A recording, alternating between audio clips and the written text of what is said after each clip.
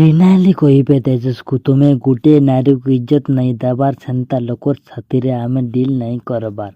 କୃଷିକା ତ୍ରିନାଲିକୁ ଅଟକାଇବାକୁ ଚାହୁଁଥିବେ, ହେଲେ ତ୍ରିନାଲି ଚାଲି ଯାଉଥିବେ। ତ୍ରିନାଲି କହିବେ, ଏ ଘର ଗୋଟିଏ ଭଲ ମନୁଷ ନୁହେଁ, ସେଥିଲାଗି ମୁଁ ଚାଲି ଯାଉଛେଁ।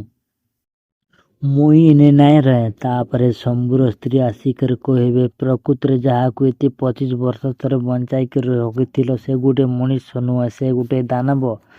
ଭବାନୀ ଦେବୀ କହିବେ, ତୁ କିଏ? ଏଇଠିକୁ କାହିଁକି ଆସିଛୁ? ସିକ୍ୟୁରିଟି ଏହାକୁ ନେଇକରି ଚାଲିଯାଆନ୍ତୁ।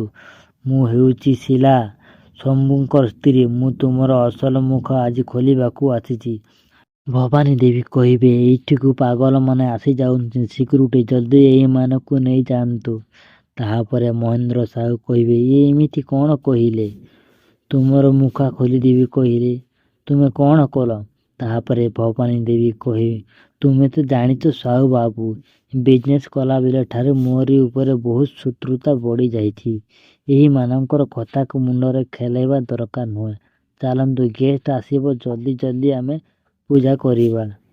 ଶିଲା ଗୋଟିଏ ପଥର ଧରି ତ୍ରିନାଲିକୁ ମୁଣ୍ଡରେ ମାରିଦେବ। ତୁମେମାନେ ତୁମକୁ ଭବାନୀ ଦେବୀ ପଠାଇଛି ନା? ତାପରେ ତ୍ରିନାଲି କହିବ, ନାଇଁ, ମୋତେ ଭବାନୀ ଦେବୀ ପଠାଇ ନାହିଁ। ତାପରେ ଶିଲା କହିବ, ସରି, ମୁଁ କିଛି ନ ଜାଣିକରି ତୁମକୁ ମାରିଦେଲି। ତାପରେ ତ୍ରିନାଲି କହିବେ, କ'ଣ ହେଲା କୁହ। 25 ବର୍ଷ ତଳର କଥା।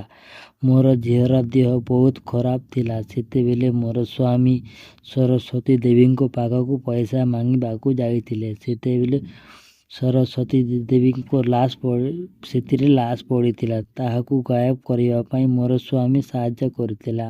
ସାହାଯ୍ୟ କଲାବେଳେ ଆମକୁ 4 ଲକ୍ଷ ଟଙ୍କା ଦେଇଥିଲେ। ସେମାନେ କହିଲେ ଯେ ଆମକୁ ଗାଁ ଛାଡ଼ିବାକୁ କହିଥିଲେ। ଆମେ ଗାଁ ଛାଡ଼ିକରି ବର୍ତ୍ତମାନ ଆମେ ଚାଲି ଯାଇଥିଲୁ। ଆଜିର ଏପିସୋଡ଼ଟି କେମିତି ଲାଗିଲା ଆମକୁ ଲାଇକ୍, ସେୟାର ଓ କମେଣ୍ଟ କରି ନିହାତି ଜଣାଇବେ।